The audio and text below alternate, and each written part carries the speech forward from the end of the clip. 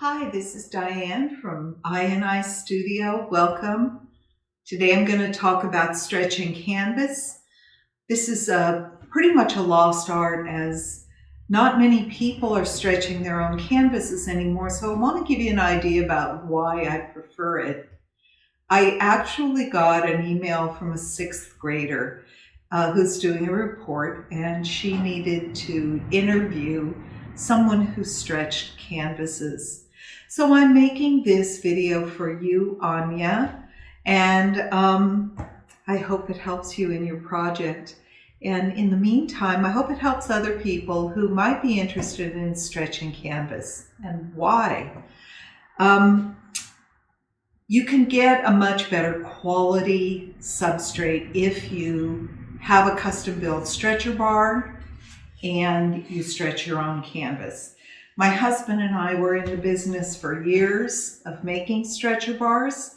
He is no longer making stretcher bars for me, and I am in the process of looking for a professional to make my stretcher bars. When I order the stretcher bars, I will order them unstretched. I'll stretch my own because it's going to save me a lot of money for one thing. And for another, I can get it exactly the way that I want it. I have a particular way that I like the corners, a particular tautness that I want the canvas to be, and a particular weight that I like the canvas.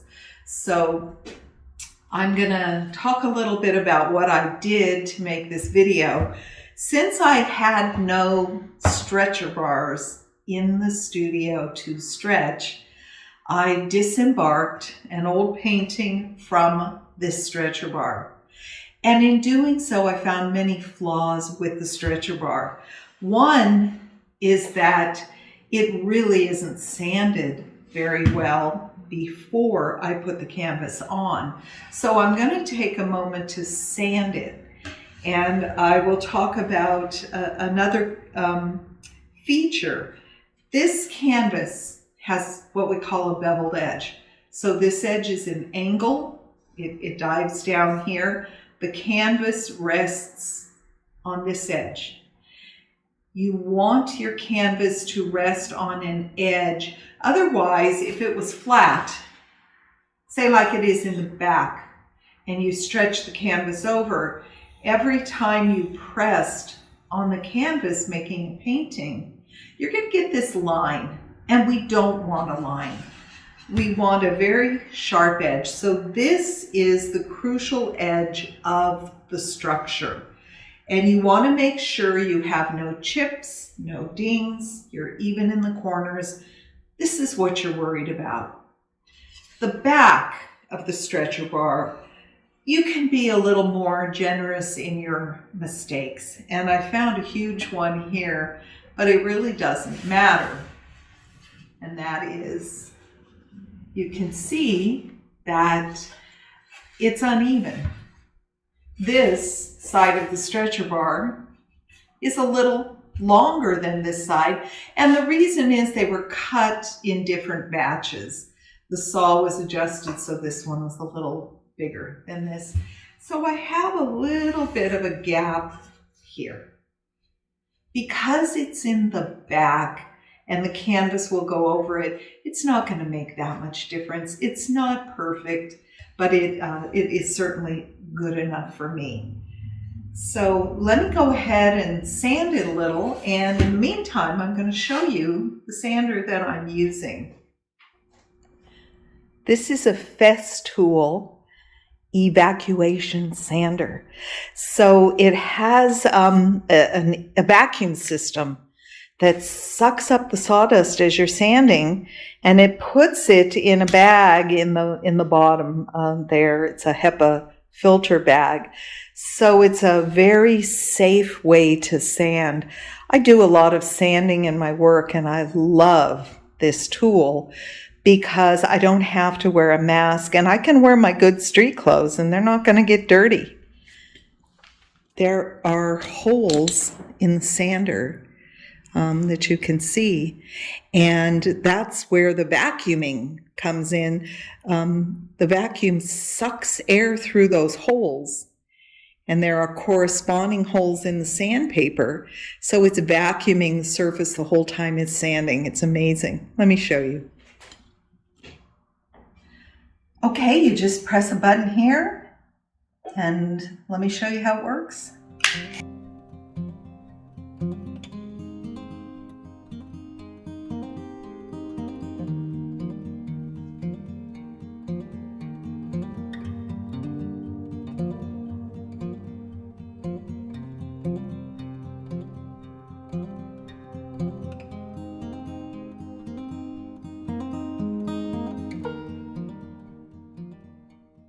Okay, so what are you going to need to stretch this canvas?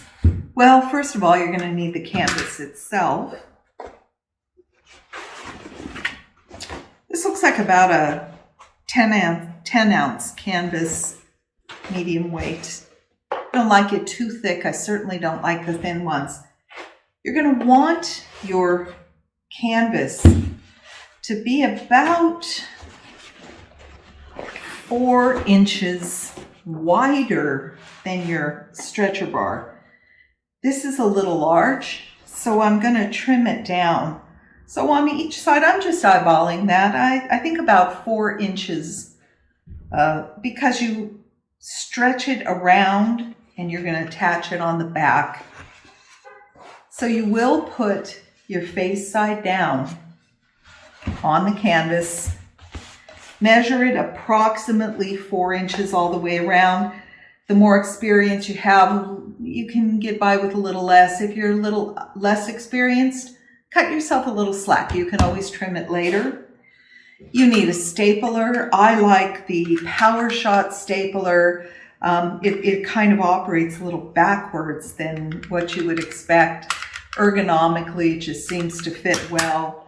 I have plenty of staples. You'd be surprised how many it takes. And a canvas plier. This is for the actual stretching. So it has these jaws that are flat and they're ridged, so they'll grip the canvas. That's all you need. Let's go ahead and get started.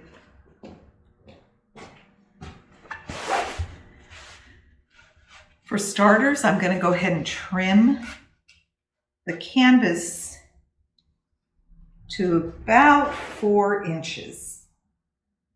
And I'm not a measuring type person, I just eyeball. You can start it, rip it.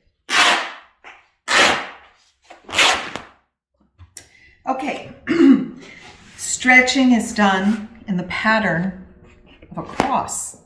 And by that I mean you're going to start in the center of each side and you're going to work your way out to the edges. Want to make sure you're about equidistant on all edges. And for my first stretch, I'm not going to use the canvas plier because I would just pull the other side to me and I don't want to do that. I want to start with about 3 staples. 1, 2, 3. And then I'm going to spin it around. Now I can use the pliers.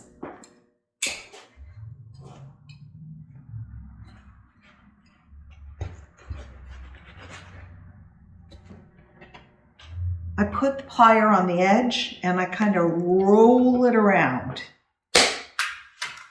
And 1, 2, 3. And the 3 staples are actually about the width of the plier, as you can see. That works really well. Spin it again to the 3rd side. Again, my canvas pliers.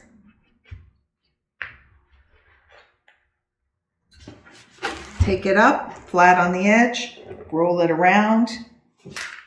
3 staples right in the center.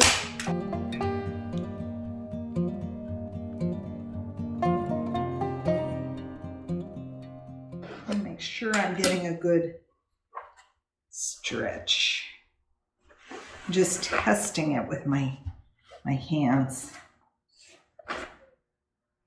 You don't want wrinkles. And if you can see that you're forming wrinkles, stop and straighten it out with your hand. It's pretty important.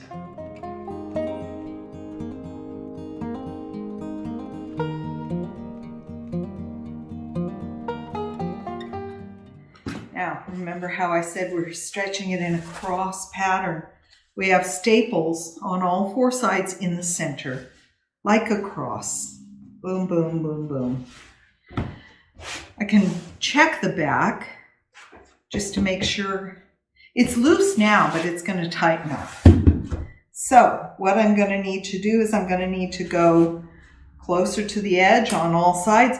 When you run into these brackets, it becomes hard to use the canvas plier.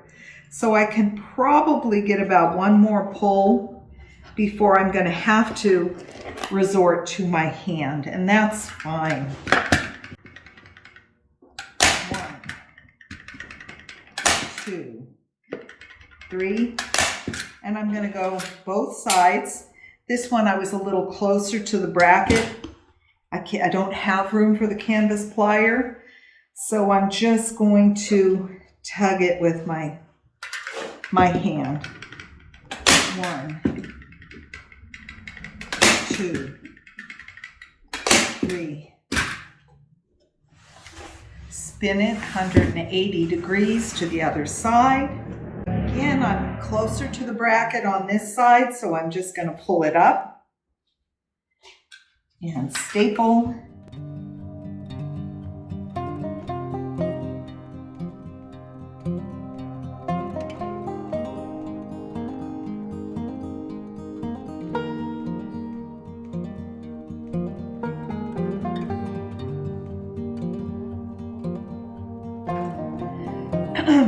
If your staples get a little wonky, afterwards we'll come back with a hammer and we'll straighten those out.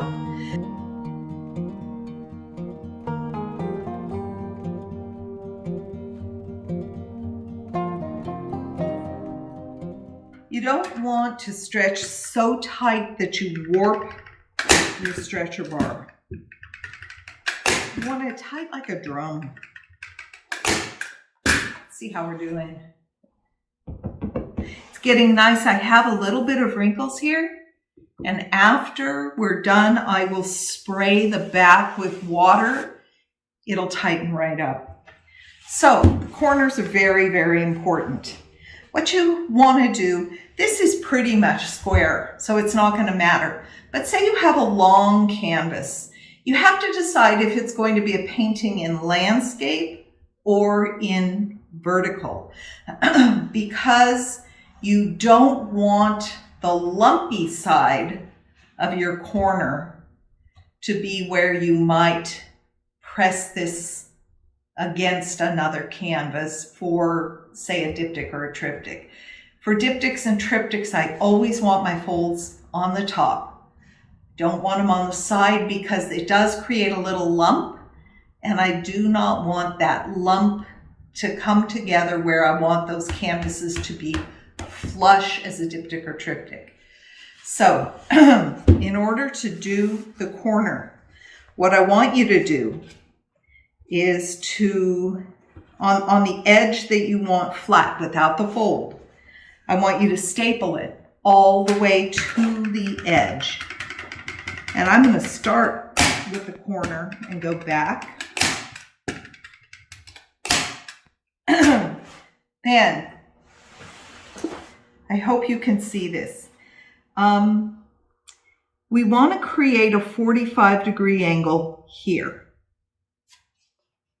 From the corner up on the side. And once you get that 45-degree angle, and I'm not satisfied with mine yet, so use your fingers, make sure your corner is tight. Bring this up so that your seam is matching your corner. In other words, you don't want your seam to be like that. No, you want it to pretty much be invisible. So work it with your finger so that this seam and the corner become as one. And go ahead and staple.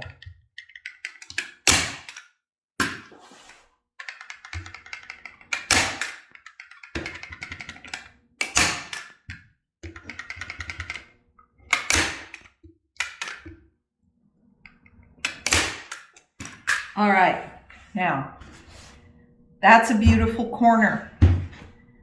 Hidden. This is where your little lump would be because that's where your 45-degree fold is underneath. This side here has no fold. So remember, if you're doing a diptych or triptych, this is the side that you want to press together with the other canvas because it's flat. If you press it together in this orientation, you have a little lump on this side, you'll have a little lump on your other canvas, and you're going to get a little gap in between your two. So think about that. So let's do it again. Okay. I want to be consistent. I have the fold, the lump on this side, so I'm going to put it on this side. So the side without the lump, I'm going to staple all the way to the end.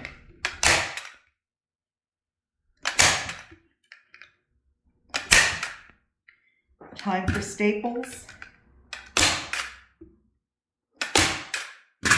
Okay, I've gone all the way to the end. Then remember, I want to make a little 45-degree angle down here. Actually, my 45-degree angle is really up top here. So can you see that's a little 45-degree fold coming up here? I get that little fold coming up here. With my fingers, I'm gonna manipulate this so that it's tight against the bottom corner. I don't want it to make a lump there. Pull it up and just adjust it until it is pretty flat in the corner. That looks pretty good. Make sure you're satisfied with it before you staple.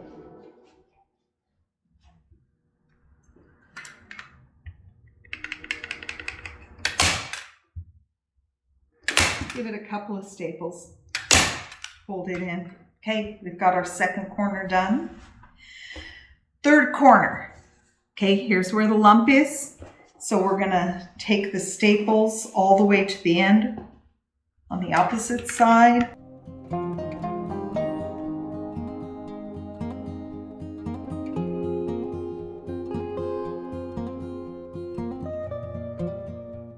Now, I don't want this edge to come over the top of this. So I also finagle that with my finger. So this will all be tucked to the back. I have a little lump here I don't like. Let's start over. See what I might have done wrong. Smooth it out as I'm creating that corner. That's much better.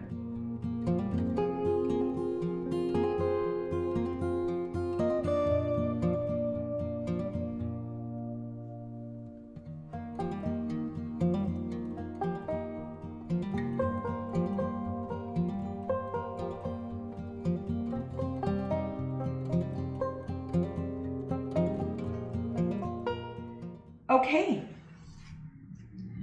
that's it. Now what my husband would do, he would bounce a quarter off it just to make sure that it was really tight. It's got to sound like a drum. And that's one of the advantages of painting on a canvas. It has a drum-like tone. Okay, when I'm all done, I go to the back and I spray it with water. It will tighten it up. You can do this before you paint. You can do it in the middle of your painting if the canvas loosens up, which happens more on large canvases than small. And oftentimes when you're transporting your paintings, you'll notice that they loosen up. And bring your spray bottle when you're installing. You can always tighten it. It's a beautiful stretch. My edge is clean and sharp. I love that. I took care of sanding the edges, so they look pretty good. I'm going to actually spray this one a little bit to tighten that one down. You can spray the front too if you want. The water isn't going to hurt it at all. Just a little mist. And I wanted to also show you the difference between the edges where we have the corners and where we don't. Can you see? They're invisible. These are invisible corners, but you can see there is a little bit of a lump underneath, and I've kept it consistent on both sides. I do not want this on the side that will go together with a diptych, if possible, because these lumps will create a little separation between two canvases. This is the side that does not have the lump. So this is where ideally I would want to put two diptychs together. The problem is a lot of times when we're painting, we're changing orientation. It can happen that you're going to end up with the lumpy side together. But it's best if not. So that's it for stretching a canvas, the lost art of stretching a canvas, why I love it. Then there is the preparation of the surface, which is a whole nother story. And I do have videos on preparing the surface, why and how I prepare the surface. It's a very personal thing. Some people like what they call the tooth of the canvas. Other people, like me, I want it smooth. So it depends. So for me, if I go to a store and buy a canvas and pop it out of the cellophane and start painting, I haven't gotten in touch with the painting yet. It's a stranger to me. Whereas this, I'm already familiar with this surface. I'm pretty familiar with what I'm working with. So for me, the painting starts with the stretch. It actually probably starts with the building of the stretcher bars if you're doing that. If not, hopefully you're able to at least stretch your own.